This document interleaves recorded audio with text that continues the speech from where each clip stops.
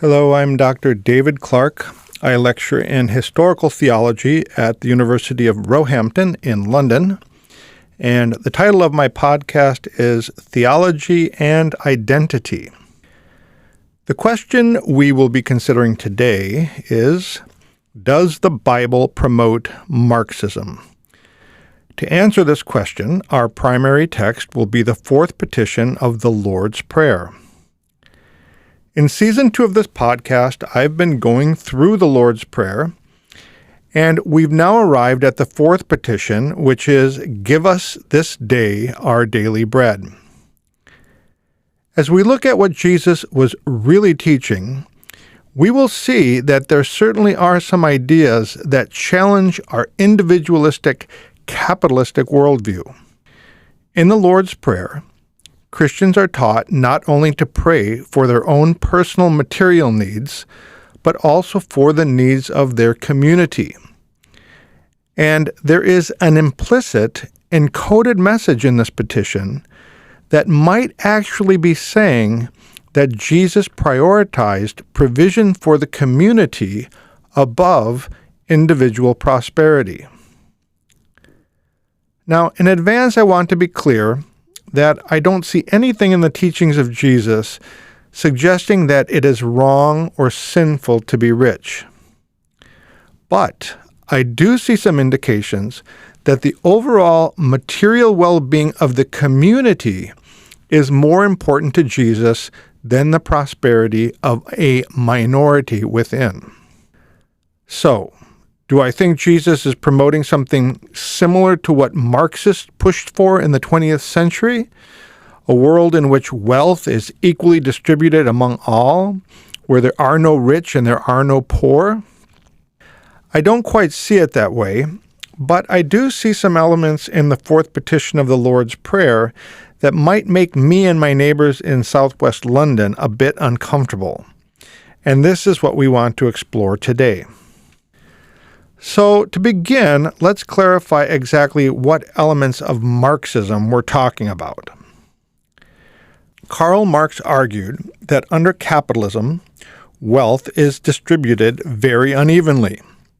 A small group of people, those who own the resources, controls most of the wealth. At the same time, the majority of the population works hard to produce that wealth, but only a small portion of that wealth trickles down to them in the form of the wages that they receive. So, for example, let's think about the company Amazon. Jeff Bezos, the founder, is worth over $200 billion. To become as rich as Jeff Bezos, you'd have to earn $27.4 million a day, every day, for the next 20 years. In contrast, the average worker at an Amazon warehouse in America earns $18 an hour. For that worker to match the wealth of Jeff Bezos, earning $18 an hour and working 40 hours per week, it would take him approximately 5,341,000 years to accumulate $200 billion.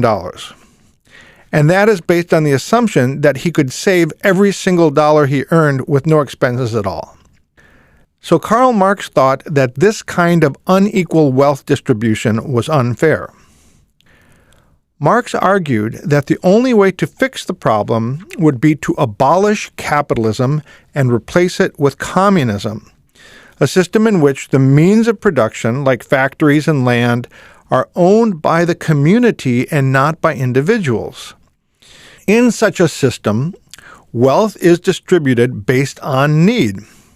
Jeff Bezos would be an employee at Amazon just like the warehouse workers. They would all work full-time, and they would then divide up the profits according to their needs. Marx's teaching on wealth distribution can be summarized in the phrase, "from each according to his ability, to each according to his needs." It's based on the understanding that some super-productive people are generating way more than they really need. And at the same time, some less fortunate people are generating way less than they really need.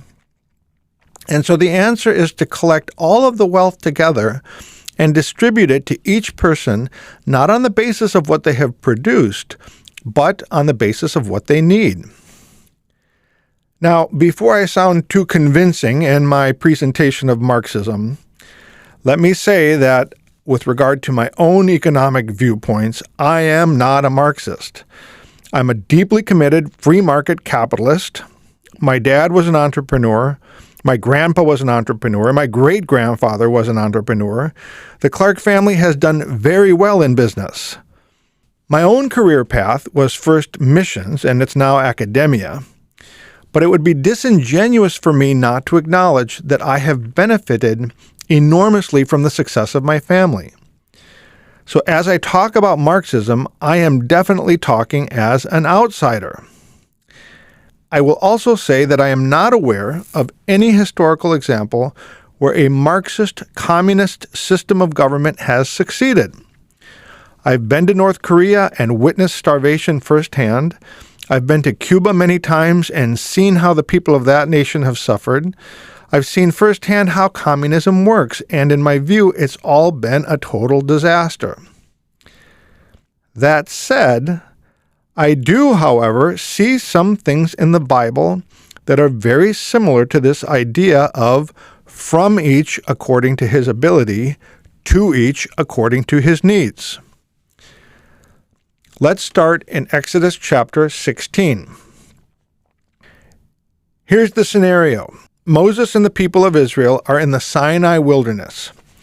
Starting in verse 2, it says, "And the whole congregation of the people of Israel grumbled against Moses and Aaron in the wilderness, and the people of Israel said to them, 'Would that we had died by the hand of the Lord in the land of Egypt, when we sat by the meat pots and ate bread to the full. For you have brought us out into this wilderness to kill this whole assembly with hunger.'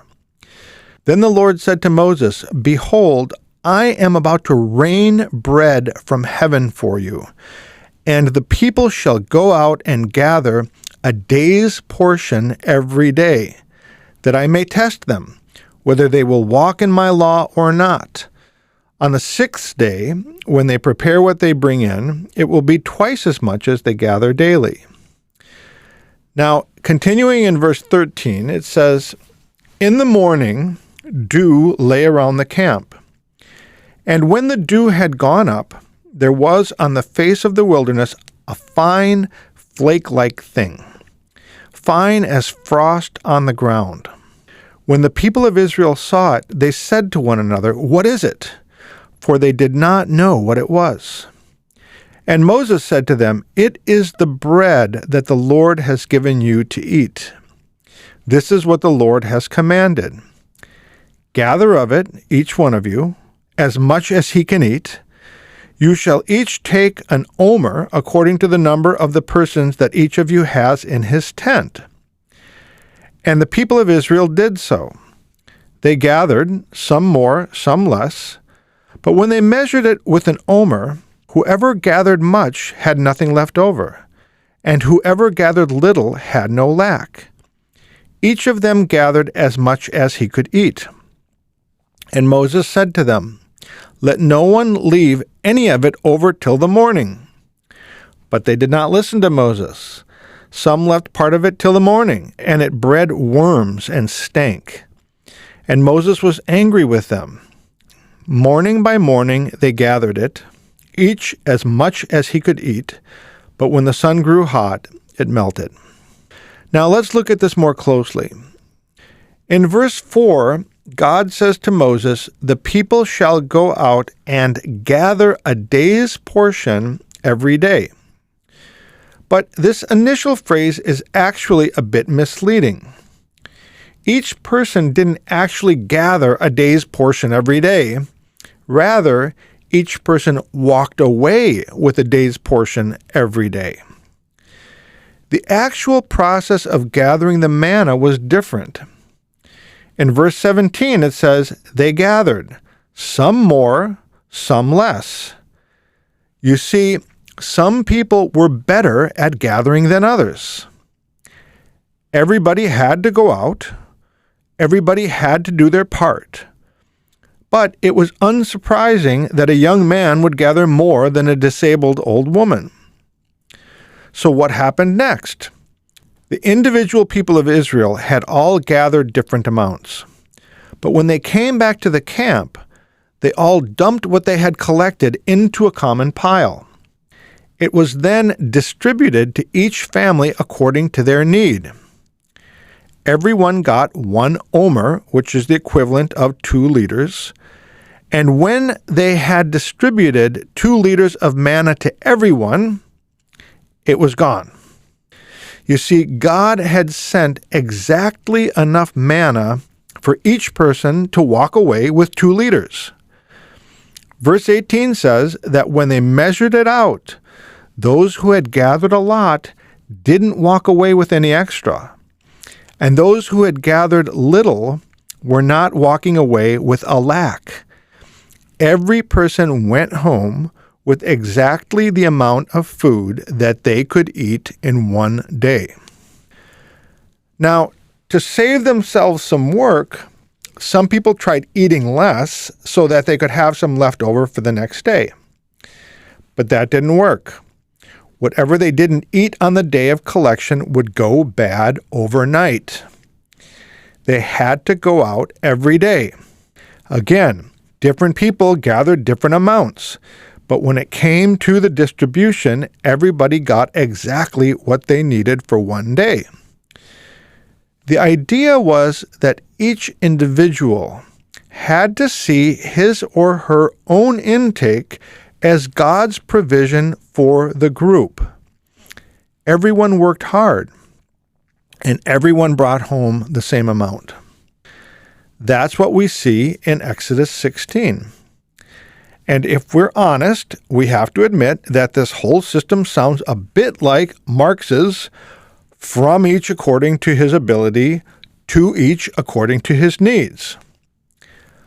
But before we draw any conclusions, let's see how all of this connects to the Lord's Prayer. Perhaps you've noticed that the 4th petition of the Lord's Prayer contains a strange repetition. It says, "Give us this day our daily bread," or translated literally, "Give us today the bread that we need for today." So why does it express the idea of today 2 times? It would have been fine just to say, "Give us our daily bread." And it would also work to say, "Give us bread today." But what it actually says is, "Give us today the bread that we need for today." What we discover is that the petition uses today in 2 different ways.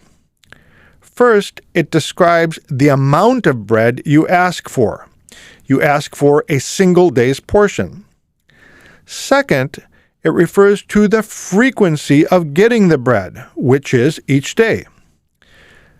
So you ask for a single day's portion, and you have to come back and ask for it every day. What you get today does not carry you over into tomorrow. And so we have to conclude that when Jesus taught his followers to pray, "Give us today the bread that we need for today," he was making a deliberate allusion to Exodus 16:4, where God had told Moses, "And the people shall go out and gather a day's portion every day." As far as the portion, they will get enough for one day. As far as the frequency, they have to go out every day. It's the same idea in Sinai and in the Lord's Prayer. The followers of Jesus are to pray for the bread that they need for one day, and they are to make this request every day. Now, in previous episodes, I've talked about the idea of encoded meanings in the Lord's Prayer. This is to say that the Lord's Prayer contains certain words and phrases that carry a meaning which goes beyond their face value. There are symbols or allusions pointing to something bigger and more complex. And that is what is happening here in the 4th petition. When Jesus taught his followers to pray, "Give us today the bread we need for today," he wanted them to think about the manna. He wanted them in their minds to make a connection with Israel in the Sinai wilderness. Whatever God was doing in Sinai at that moment in the past was the same thing that Jesus was doing among his followers. In the Sinai wilderness, the focus was not on the individual accumulation of bread. The focus was on everyone working hard so that the entire community would have enough to eat. With the Lord's Prayer, the followers of Jesus don't physically go out to collect a day's portion of bread every day, but they do pray every day for the bread that they need for each day. What I want to emphasize is that they were not praying as individuals for their individual needs. Jesus did not teach his followers to say, "Give me the bread that I need for today." He taught them to pray, "Give us today our daily bread." They were to pray as a group for the needs of the group.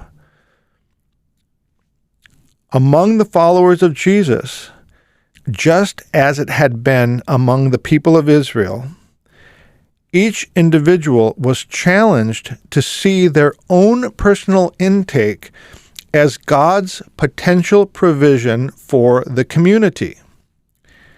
In Sinai, everyone worked hard. Some people gathered more than others, but everyone brought home the same amount. Jesus deliberately echoed the language of Exodus because this is how he wanted his followers to think. In the Lord's Prayer, the group prays together for bread. Different people may bring in different amounts of bread, but those who bring in more should be willing to share with those who bring in less. And so the Lord's Prayer is a call to be attentive to the material needs of others. Those who ask for God to provide for others must be willing to share what they themselves have taken in. As we look at the early history of the church, we see this attitude on display among many Christian communities. For example, in Acts chapter 4, we read about the church in Jerusalem. Now the full number of those who believed were of one heart and soul, and no one said that any of the things that belonged to them was his own, but they had everything in common. And with great power the apostles were giving their testimony to the resurrection of the Lord Jesus, and great grace was upon them all. There was not a needy person among them, for as many as were owners of lands or houses sold them and brought the proceeds of what was sold, and laid it at the apostles' feet, and it was distributed to each as any had need. We see a similar idea in the first letter of Paul to Timothy. In chapter 6, Paul wrote, "As for the rich in this present age, they are to do good, to be rich in good works, to be generous and ready to share." So it is very clear in the teachings of Jesus, in the example of the early church, and in the teachings of Paul, that Christians who are blessed with material wealth are called not to look at what they have gathered as being theirs alone. They are to be attentive to the material needs of those around them. They are supposed to ask questions like, how much bread do I really need for myself? And could it be that the bread I have collected is meant to serve as provision for my brother? This is what I believe Jesus was getting at when he taught his followers to pray, "Give us this day our daily bread." So is this Marxism? As I've said before, if we're honest, what we read in Exodus sounds a lot like Marx's "from each according to his ability, to each according to his needs." And also, what we saw in the example of the Jerusalem church in Acts 4 seems a bit like Marxism. So the Bible does support the idea that those who collect more material wealth than they need should share with those who have not collected enough to meet their needs. But I wouldn't quite say that the Bible formally promotes Marxism. I would emphasize the following 2 points. First, Marx called for structural revolution, the complete overthrow of capitalism and private property. Communism implements a forced redistribution of wealth. There is nothing in the teachings of Jesus, nor in the Bible as a whole, that calls for Christians to instigate this kind of political upheaval. Second, I would emphasize that the teachings of Jesus focus on the transformation of the heart. Jesus didn't advocate the creation of a system wherein the wealthy were forced to surrender their resources for the benefit of the poor. Jesus and the apostles envisioned a church wherein the wealthy were attentive to the needs of their poorer brothers and sisters and were willing to share with others in a spirit of freedom and joy. So to answer the question, does the Bible promote Marxism? I would say no. But this doesn't mean that Jesus would promote the kind of materialistic worldview that many Christians today have. When Jesus taught his followers to pray, "Give us this day our daily bread," they were to pray for the group. This prayer did not mean, "Give me this day my daily bread," or "Give my family today our daily bread." Rather, they were supposed to think about the community that they were part of. They were to pray for the needs of their group, and they were to desire that the needs of all would be met. Now, this can be controversial because it sets up a potential tension between individual prosperity and the overall material well-being of the community. In our Western individualistic, capitalistic mindset, our primary concern is often individual prosperity. We all want to gather to ourselves as much as we can possibly accumulate. What I see in the Lord's Prayer, however, is something different. Jesus is not challenging the right of an individual to accumulate wealth, but he is challenging the heart of the wealthy person who fails to pay attention to the needs of those in his community. This is the challenge of Jesus to his followers. Pray for your own needs. Pray for the needs of your brothers and sisters. And be open to the possibility that as you pray, "Give to my brother today the bread he needs for this day," you may be the one who has gathered that bread on his behalf. You might be the answer to the very same prayer that you have prayed. And on that note, I will wrap up this episode. If you have any thoughts or questions, please feel free to post in the comment section on your platform. And also, please don't forget to subscribe if you have been listening regularly to this podcast. I'm David Clark. Thanks for listening today, and I hope you will join me again on Theology and Identity.